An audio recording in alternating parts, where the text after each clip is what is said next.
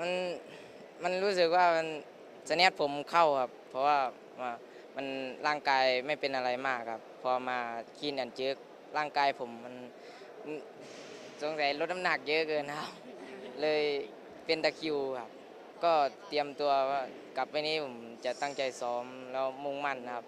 มีระเบียบวินัยครับในการฝึกซ้อมต้องสู้ๆนะครับมั่นใจครับว่าผมจะได้ไปยุทธโอลิมปิกครับ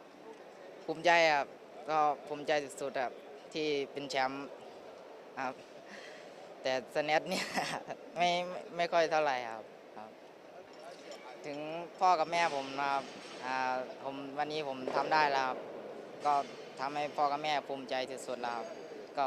เป็นแชมป์ด้วยครับก็ดีใจกับตัวเองนะครับที่ทำได้ครับ